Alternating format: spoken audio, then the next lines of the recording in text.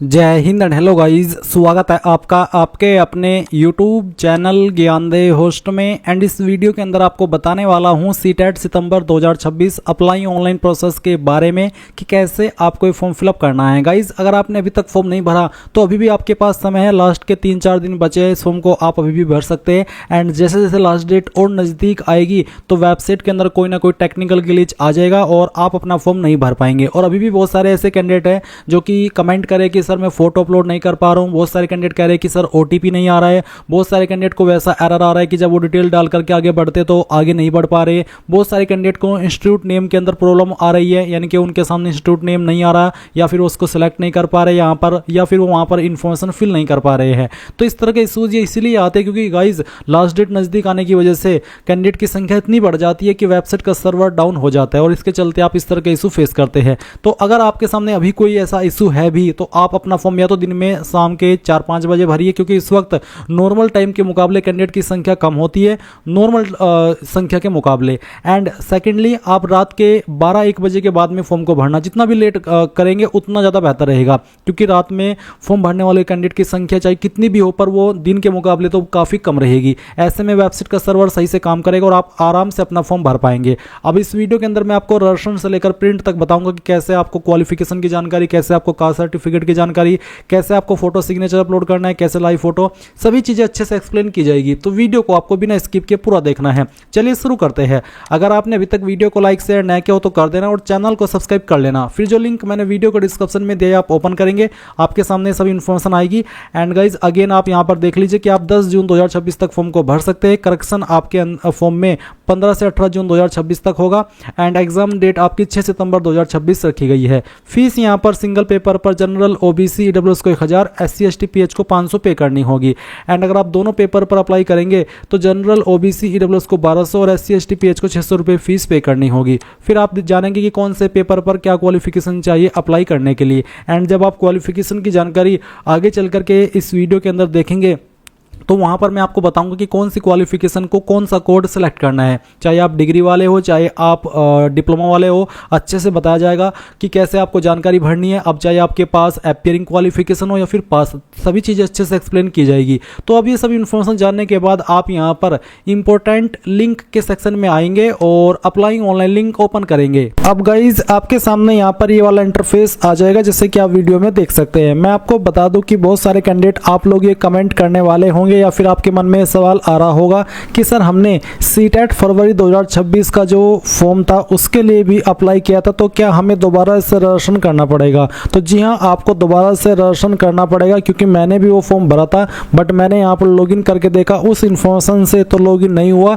इसका मतलब ये है कि यहाँ पर सभी कैंडिडेट को नए तरीके से अपना रजिस्ट्रेशन करके फॉर्म भरना है। अगर आपने सीटेट फरवरी 2026 दिया था तो उसका इस वाले पोर्टल से कोई लेना देना नहीं है। आप यहाँ पर नए सिरे से दोबारा अपना फॉर्म भरेंगे। तो जब आप यहाँ पर आ जाए, सबसे पहले आपको यहाँ पर न्यू रजिस्ट्रेशन इसके ऊपर क्लिक करना है। फिर आपके सामने इस तरह से इंस्ट्रक्शंस आएंगे। इन सभी को चेक करने के बाद आप यहाँ पर टिक करेंगे और क्लिक हियर टू प्रोसीड कर देंगे। इसके बाद गाइज आपके सामने इस तरह का इंटरफेस आएगा। अब सबसे पहले आपको यहाँ पर आपका नाम डालना है। ये नाम आपको स्ट्रिक्टली आपका जो 10वीं का सर्टिफिकेट है उसके अकॉर्डिंग फिल करना चाहिए। उसमें आपका जो भी नाम लिखा है 10वीं में वही नाम आप यहाँ पर फिल कर देंगे और पूरा नाम आपको यहाँ पर डालना है आपका 10वीं के सर्टिफिकेट के अकॉर्डिंग। फिर यहाँ पर जो भी आपका फादर नेम है वो भी आपको यहाँ पर 10th के सर्टिफिकेट के अकॉर्डिंग फिल करना है। अपनी माताजी का नाम भी 10th के सर्टिफिकेट के अकॉर्डिंग फिल करना है। फिर डेट ऑफ बर्थ अपनी सेलेक्ट कर लेनी है।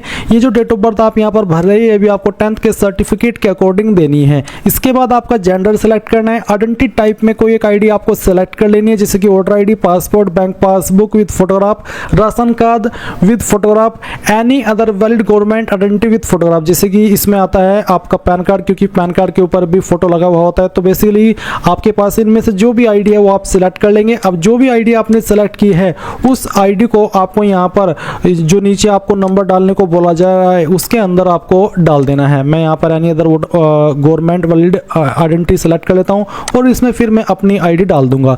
इसके बाद आता है कंफर्म पर्सनल डिटेल, यानी कि जो इन्फॉर्मेशन आपने अभी ऊपर भरी वो अगेन आपको यहाँ पर दोबारा डालनी है वेरीफाई करने के लिए। तो पहले आप नाम डालेंगे। फिर उसके बाद में आपको यहाँ पर फादर नेम अगेन फिल करना है। इसके बाद आपको आपकी माता जी का नाम अगेन फिल करना है। फिर जो आपकी डेट ऑफ बर्थ अभी आपने ऊपर डाली वो डेट ऑफ बर्थ आपको यहाँ पर इस तरह से सिलेक्ट कर लेनी है। फिर यहाँ पर अपना जेंडर सेलेक्ट करना है। उसके बाद नीचे की तरफ आएंगे और कॉन्टैक्ट डिटेल में आपका घर का जो प्रीमिसेस नंबर है या नेम है वो डालेंगे, सब लोकेलिटी डालेंगे और लोकेलिटी डालेंगे। अगर आप तीन लाइन के अंदर कंफ्यूज हो रहे कि कहाँ पर क्या भरे, तो गाइज जो भी आपका एड्रेस है प्रेजेंट एड्रेस, वो एड्रेस आपको इन तीनों लाइन के अंदर थोड़ा थोड़ा पार्ट करके डाल देना है। कंट्री, स्टेट और डिस्ट्रिक्ट को छोड़ करके जो एड्रेस में होता है वो आपको यहाँ पर इन 3 बॉक्स के अंदर डालना है। इसके बाद आप यहाँ पर कंट्री सेलेक्ट कर लेंगे। फिर आपका जो भी स्टेट है वो सेलेक्ट करेंगे, आपकी डिस्ट्रिक्ट कौन सी है और डिस्ट्रिक्ट सेलेक्ट करेंगे और उसके बाद आपका पिन कोड डाल देंगे। नीचे आता है इलेक्ट्रॉनिक कम्युनिकेशन एड्रेस।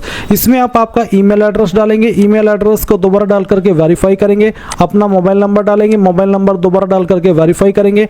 अगर आप कोई जो लैंडलाइन नंबर है वो यूज करते हैं या फिर कोई अन्य फोन नंबर यूज करते हैं तो आप landline number with STD code इस वाले सेक्शन में डाल देंगे, नहीं तो आप चाहे तो इस ऑप्शन को खाली छोड़ सकते हैं। अब अगर आपका परमानेंट एड्रेस और प्रेजेंट एड्रेस सेम है तो आप यहाँ पर इस बॉक्स को टिक करेंगे। अगर आपने ऊपर की तरफ आपका प्रेजेंट एड्रेस भर दिया है और वही आपका परमानेंट एड्रेस भी है तो आप इस बॉक्स को टिक करेंगे। बट अगर आपका एड्रेस अलग अलग है तो यहाँ पर नीचे अपना जो भी परमानेंट एड्रेस है वो आप फिल कर देंगे। फिर आएगा चूज पासवर्ड। अब आपको यहाँ पर एक पासवर्ड बनाना है। पासवर्ड आपका कैसा उसका आप डेमो देख लीजिए। पासवर्ड के अंदर इंग्लिश का कैपिटल लेटर कम से कम 1, स्मॉल लेटर कम से कम 1 स्पेशल कैरेक्टर और साथ ही डिजिट, कुछ इस तरह का पासवर्ड आपको यहाँ पर बना लेना है और उस पासवर्ड को दोबारा डाल करके वेरीफाई कर देना है।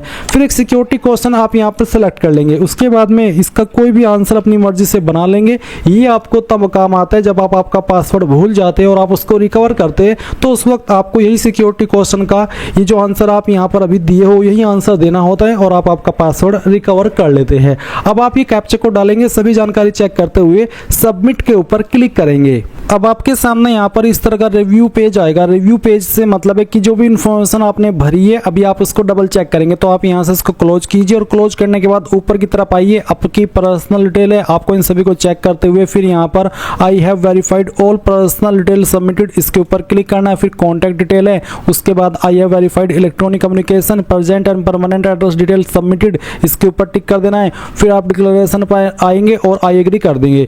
अब इन सब का मतलब यह हुआ कि आपने इन जानकारी को डबल चेक कर लिया और आपके अकॉर्डिंग सभी जानकारी सही है। अब आप यहाँ पर submit and send OTP to verify mobile number, इसके ऊपर क्लिक करके यस कर देंगे। नाउ गाइज आपने जो नंबर अभी रजिस्टर किया उसके ऊपर एक ओटीपी यहाँ पर सेंड किया गया है, वो ओटीपी आप डाल दीजिए और ओटीपी डालने के बाद में सबमिट रजिस्ट्रेशन फॉर्म इसके ऊपर क्लिक कर दीजिए। इसके ऊपर क्लिक करते ही जो आपका रजिस्ट्रेशन है वो हो जाएगा। अब आप यहाँ पर देखेंगे कि आपका जो रजिस्ट्रेशन है वो सक्सेसफुल हो चुका है। इसके बाद में गाइज आपको फॉर्म कंप्लीट पढ़ने से पहले आपका ईमेल आईडी भी वेरीफाई करना होगा। तो आप यहाँ पर वेरीफाई ईमेल आईडी इसके ऊपर क्लिक कीजिए और जो भी कैप्चा कोड आपके सामने आए वो आपको यहाँ पर एंटर करना है। उसके बाद में सबमिट एंड गेट ओटीपी इसके ऊपर क्लिक करना है और यहाँ से ओके कर देना है। देन गाइज आपको आपकी ईमेल चेक करनी है जो कि अभी आपने रजिस्टर की है, उसके ऊपर आपको एक ओटीपी सेंड किया गया होगा। आप ये ईमेल कहीं पर भी चेक कर सकते हैं अपने मोबाइल के अंदर। अगर आपकी ईमेल ओपन है तो उसको ओपन कर लीजिए। उसके बाद में जो भी ओटीपी आपको मिला है वो आप यहाँ पर डालिए और वेरीफाई के ऊपर क्लिक करके इसको वेरीफाई कर दीजिए इस तरह से। अब आप यहाँ पर फिलअप एप्लीकेशन फॉर्म इसके ऊपर क्लिक करेंगे। इसके बाद गाइज यहाँ पर आपको जो आपकी इन्फॉर्मेशन है पर्सनल डिटेल वो देनी है। तो आप पर्सनल डिटेल इसके ऊपर क्लिक कीजिए। यहाँ पर कुछ इन्फॉर्मेशन भरी हुई है और कुछ इन्फॉर्मेशन अभी आप यहाँ पर भरेंगे। जैसे कि आपको नेशनलिटी में इंडियन सेलेक्ट कर लेना है।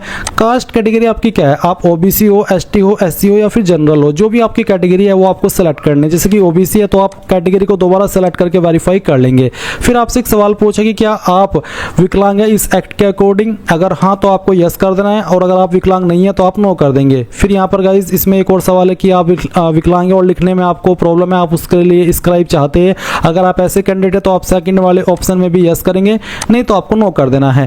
एम्प्लॉयमेंट स्टेटस में यहाँ पर बताना है कि आप नॉट एम्प्लॉयड यानी कि कोई जॉब नहीं कर रहे, एम्प्लॉयड एज टीचर यानी कि टीचर के रूप में जॉब कर रहे हो, या फिर एम्प्लॉयड अदर देन टीचर यानी कि जॉब कर रहे हो टीचर के अलावा किसी अन्य पोस्ट पर रह करके। तो जो भी आपका स्टेटस हो आप सिलेक्ट सेलेक्ट कर लेंगे। अगर आप नॉट एम्प्लॉयड है तो आप नॉट एम्प्लॉयड के ऊपर क्लिक कर देंगे। इसके बाद आप नीचे की तरफ ये जो कैप्चा कोड आपके सामने आएगा वो आप यहाँ पर डाल देंगे और सेव एंड नेक्स्ट के ऊपर क्लिक करके यहाँ से यस कर देंगे। फिर आपको यहाँ पर देखने को मिलेगा अप्लाई फॉर का ऑप्शन। अब आपको बताना है कि आप पेपर फर्स्ट, पेपर टू या दोनों पेपर किस पर अप्लाई करना चाहते हैं। अगर आप पेपर फर्स्ट सेलेक्ट करते हैं तो लैंग्वेज फर्स्ट आप क्या रखना चाहते हैं अपनी मर्जी से वो आप सिलेक्ट कर लीजिए, और लैंग्वेज टू क्या रखना चाहते हैं वो भी आपको यहाँ पर सेलेक्ट कर लेनी है। फिर minimum qualification for class 1 to 5, जो मिनिमम क्वालिफिकेशन क्या चाहिए वो आप देख सकते हैं। यहाँ पर आपके सामने 4 कोड है। पहला है कि आपने 12वीं की हो एटलीस्ट 50% के साथ में, और आपने pursuing 2 year diploma in elementary education, या फिर जिस भी नाम से आप डिप्लोमा को जानते हैं वो आपने परसुइंग हो या फिर पास हो। अगर आपके पास ये है तो आप पहले वाला कोड सेलेक्ट कर लेंगे। अगर आप यहाँ पर जो 12वीं है वो 45% के साथ में पास किए हो, और गाइज आपके पास यहाँ पर जो डिप्लोमा है या तो आपने पास कर लिया हो या फिर अभी आप परसुइंग कर रहे हो तो आप 2 सेलेक्ट करेंगे। अगर आप 12वीं पास किए हो 50% के साथ में और आपके पास 4 ईयर BE-LED है जो कि आपने पास कर लिया, या फिर आप फाइनल ईयर के अंदर हो या फिर अभी कर रहे हो तो आप तीसरा कोड सेलेक्ट करेंगे। फोर्थ वो कैंडिडेट सेलेक्ट करेंगे जिन्होंने 12वीं 50% के साथ में पास की है और वो यहाँ पर डिप्लोमा या तो पास कर चुके हैं और या फिर वो फाइनल ईयर के अंदर है, या फिर कह लीजिए कि वो उसको कर रहे हैं तो वो फोर्थ कोड को सेलेक्ट करेंगे। इसके बाद गाइज अगर आप मान लीजिए आप दोनों पेपर पर अप्लाई करते हैं तो आपको यहाँ पर बोथ पेपर सेलेक्ट करना होगा। इसके बाद गाइज इस तरह से ऑप्शन आएंगे, आपको लैंग्वेज फर्स्ट सेलेक्ट करनी होगी अपनी चॉइस से और लैंग्वेज टू यहाँ पर सेलेक्ट करनी होगी। फिर पहले आपको मिनिमम क्वालिफिकेशन क्लास 1 to 5 यानी कि पहले पेपर पर क्या क्वालिफिकेशन आपके पास उसका कोड सेलेक्ट करना होगा, और 6 to 8 पर अप्लाई करने के लिए क्या क्वालिफिकेशन से आप अप्लाई कर सकते हो वो यहाँ पर आपको आएगा, जैसे कि आपने अगर ग्रेजुएशन की है और साथ ही गाइज आप यहाँ पर 2 ईयर का डिप्लोमा किए हो, चाहे वो पास कर लिए हो या फिर आप उसके अंदर हो, तो आप पहले वाला कोड सेलेक्ट कर लेंगे। दूसरा कैंडिडेट वो सेलेक्ट करेंगे जिन्होंने जो ग्रेजुएशन है उनकी वो 50% के साथ में पास की हो और उनकी बीएड या तो वो कर रहे हो या फिर उसको पास कर चुके हो, तो आप कोड नंबर 2 को सेलेक्ट करेंगे। फिर तीसरा आता है कि ग्रेजुएशन आपने 45% के साथ में पास की हो और साथ ही गाइज यहाँ पर आपके पास जो बीएड है या तो वो आपने पास कर ली हो या भी आप उसको कर रहे हो, तो आप तीसरा कोड जो है वो सेलेक्ट कर लेंगे। फिर फोर्थ वो सेलेक्ट करेंगे जिन्होंने 50% के साथ में 12वीं की है और यहाँ पर बोला है कि 4 ईयर का आपके पास BE-LED आपके पास होना चाहिए या फिर BE-LED आपके पास होना चाहिए, तो आप कोड 4 सेलेक्ट करेंगे। एंड गाइज अगर आपने 12वीं 50% के साथ में पास की है और गाइज आपके पास 4 ईयर का या तो BA BSc BEd है या फिर BA BEd BSc BEd, इनमें से कोई क्वालिफिकेशन है तो आप कोड 5 सेलेक्ट करेंगे। 6 कोड वो सेलेक्ट करेंगे जिन्होंने ग्रेजुएशन 50% के साथ में पास की है और उनके पास बीएड स्पेशल एजुकेशन है तो वो 6 कोड को सेलेक्ट कर लेंगे। 7th वो सेलेक्ट करेंगे जिन्होंने यहाँ पर बीएड क्वालिफाई कर ली है एनसीटी के द्वारा, जो कि यहाँ पर एलिजिबल होते हैं टेट सीटेट में अप्लाई करने के लिए, उनके लिए है। 8 कोड उनके लिए जो कि पोस्ट ग्रेजुएशन की है 55% के साथ में और साथ ही उनके पास यहाँ पर 3 ईयर इंटीग्रेटेड बीएड या फिर एमएड है, जो कि चाहे वो पास कर चुके हैं या फिर वो फाइनल ईयर के अंदर है, तो आपके पास इनमें से जो भी क्वालिफिकेशन है उसी का कोड आपको यहाँ पर सेलेक्ट कर लेना है जो मैंने एक्सप्लेनेशन दी है उसके अकॉर्डिंग। अब इनमें मैं कितना भी एक्सप्लेन कर लूँ बट आपको ही पता होगा कि मैंने क्या क्या क्वालिफिकेशन की है, तो आपको अपने कोड को यहाँ पर अपनी क्वालिफिकेशन के अकॉर्डिंग सेलेक्ट कर लेना है। अब आते हैं सब्जेक्ट ऑफर्ड फॉर पेपर 2। अगर आप पेपर 2 पर भी अप्लाई कर रहे हैं तो आपको कौन से सब्जेक्ट के लिए अप्लाई करना है, मैथमेटिक्स एंड साइंस या फिर सोशल साइंस, उसको आपको यहाँ पर सिलेक्ट कर लेना है। इसके बाद क्वालिफाइंग एग्जाम, तो डिप्लोमा या फिर डिग्री जो भी है वो आप यहाँ पर इस तरह से सिलेक्ट कर लेना। अगर दोनों है तो दोनों सेलेक्ट कर सकते हैं, अगर आपका एक ही क्वालिफाइंग एग्जाम है डिप्लोमा इन एजुकेशन तो आप एक ही सेलेक्ट कर सकते हैं, ये आपकी चॉइस है। उसके बाद कैप्चा कोड आप यहाँ पर डालेंगे और कैप्चा कोड डालने के बाद में आप यहाँ पर सेव एंड नेक्स्ट इसके ऊपर क्लिक करके यहाँ से यस कर देंगे। मैंने दोनों क्वालिफिकेशन को इसलिए सिलेक्ट किया ताकि दोनों को क्वालिफिकेशन कैसे भरनी है, अगर डिप्लोमा वाले डिप्लोमा की जानकारी और डिग्री वाले तो डिग्री की कैसे भरेंगे। जैसे कि यहाँ पर डिप्लोमा अगर आप सिलेक्ट करें तो फिर आपको डिप्लोमा का ये ऑप्शन देखने को मिलेगा, तो आपको बताना कि आप पास कर चुके हैं।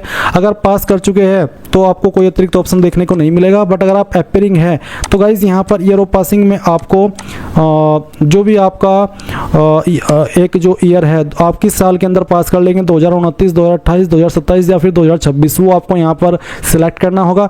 उसके बाद में यहाँ पर आपको बताना होगा बोर्ड यूनिवर्सिटी इंस्टीट्यूट नेम। अगर इस लिस्ट के अंदर कहीं पर भी आपकी यूनिवर्सिटी का या इंस्टीट्यूट का नाम नहीं है तो आप यहाँ पर अदर को सिलेक्ट कर सकते हैं, बट यहाँ पर अगर आप अच्छे से ढूंढेंगे तो आपको आपके इंस्टीट्यूट का नाम यहाँ से मिल सकता है।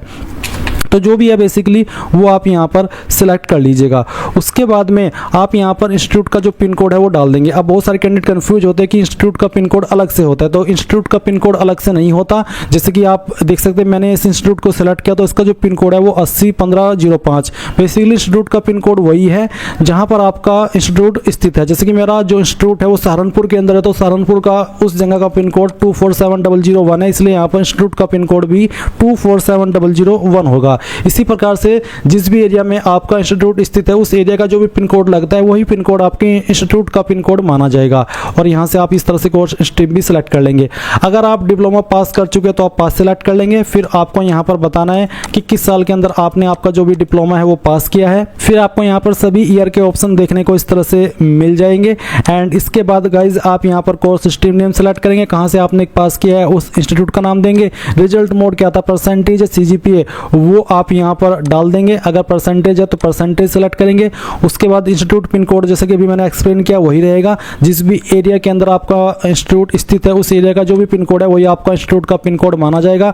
अब टोटल मार्क्स के अंदर जितने भी आपके नंबर थे सभी ईयर के मिलाकर के, सभी सेमेस्टर के मिलाकर के वो यहाँ पर डाल देने। कितने नंबर आपको आए थे वो यहाँ पर डाल देने। उसके बाद यहाँ पर इंस्टीट्यूट पिन कोड इस तरह से आपको देखने को मिल जाएगा, जो कि बेसिकली आपको भरना है। मैंने पहले अभी भर लिया था। अब इसी प्रकार से सेम तरीके से आपको डिग्री की जानकारी भरनी है, इसमें कुछ भी अलग नहीं है। तो इसी तरह से अगर एपीयरिंग सेलेक्ट कर लेना, जैसे कि डिप्लोमा की जानकारी भरी, और अगर आप पास है तो आप पास सेलेक्ट कर लेंगे। फिर आप बताएंगे कि किस साल के अंदर आपने इसको पास किया है। उसके बाद में कोर्स स्ट्रीम नेम, देन यहाँ पर आपका कौन सा इंस्टीट्यूट है वो सिलेक्ट कर लेंगे। और उसके बाद में रिजल्ट मोड क्या था वो सिलेक्ट करेंगे। फिर आपका इंस्टीट्यूट पिन कोड क्या है वो आपको यहाँ पर डाल देना है। अगर आपने रिजल्ट मोड परसेंटेज सेलेक्ट किया तो फिर आपको यहाँ पर जो टोटल नंबर है वो डाल देने हैं इस तरह से। और फिर उसके बाद जो नंबर आपको आए थे वो आपको यहाँ पर एंटर करने होंगे, जैसे कि मैं आपको यहाँ पर एंटर करके दिखा देता हूँ। उसके बाद गाइज आपका इंस्टीट्यूट का पिन कोड आपको यहाँ पर डाल देना है। एंड देन गाइज आप यहाँ पर आइए कैप्चा कोड डालेंगे इस तरह से, जैसे कि मैं आपको फिल करके दिखा देता हूँ। मैं कुछ भी स्किप नहीं कर रहा ताकि अच्छे से आपको जानकारी समझ आ सके। ये जानकारी भरने के बाद में आप यहाँ पर सेव एंड नेक्स्ट इसके ऊपर क्लिक करके यस कर देंगे। इसके बाद गाइज आपको यहाँ पर जो आपका डॉक्यूमेंट है वो अपलोड करना है। बेसिकली डॉक्यूमेंट इसमें कास्ट सर्टिफिकेट भी नहीं लिया जा रहा है, सिर्फ सिंपली फोटोग्राफ और सिग्नेचर आप अपलोड करेंगे। 10 से साइज फोटो का जो साइज है 10 से 200 KB के बीच में हो। तो चूज फाइल इसके ऊपर क्लिक कीजिए और जहाँ पर भी आपका सिग्नेचर है, सॉरी माफ़ी चाहूँगा, जहाँ पर भी आपका फोटो है वो आपको यहाँ पर सेलेक्ट कर लेना है, ओपन करना है। इस तरह से फोटो आएगा। अपलोड ओरिजिनल इसके ऊपर क्लिक कीजिए और अपलोड के ऊपर क्लिक करके इसको अपलोड कर दीजिए। इस तरह से अपलोड होगा, आप इसको व्यू भी कर सकते हैं। फिर आपका जो सिग्नेचर है सिग्नेचर की फाइल सेलेक्ट करेंगे, ओपन करेंगे, अपलोड ओरिजिनल के ऊपर क्लिक करके अपलोड कर देंगे। इस तरह से फाइल अपलोड हो जाएगी। कोई भी एरर नहीं आया मेरे सामने। अब यहाँ पर ये जो कैप्चा कोड आएगा वो आपको यहाँ पर एंटर करना है और उसके बाद में सेव एंड नेक्स्ट के ऊपर क्लिक करके यहाँ से यस कर देना है। अब आपके सामने आपके फॉर्म का फाइनल रिव्यू पेज आ चुका है। आप इसको क्लोज कीजिए। सभी जानकारी चेक करते हुए इन सभी ऑप्शन के ऊपर टिक करते आइए, जैसे कि मैं आपको यहाँ पर टिक करके दिखा रहा हूँ। कॉन्टैक्ट डिटेल, फोटोग्राफ की जानकारी, बाकी जानकारी। फिर आई एग्री के ऊपर क्लिक करके फाइनल सबमिशन ऑफ एप्लीकेशन के ऊपर जैसे ही आप क्लिक करेंगे आपका फॉर्म फाइनल सबमिट हो जाएगा। और उसके बाद आपको फीस पेमेंट करना है। जैसे आप फीस पेमेंट करेंगे और वो सक्सेसफुल हो जाएगा तो आप अपने फॉर्म का फाइनल प्रिंट आउट ले पाएंगे। एंड गाइज इस तरह से आप लोग सीटेट सितंबर 2026 ऑनलाइन फॉर्म भर पाएंगे। आई होप ये प्रोसेस आपको पसंद आया होगा। So thanks for watching. जय हिंद।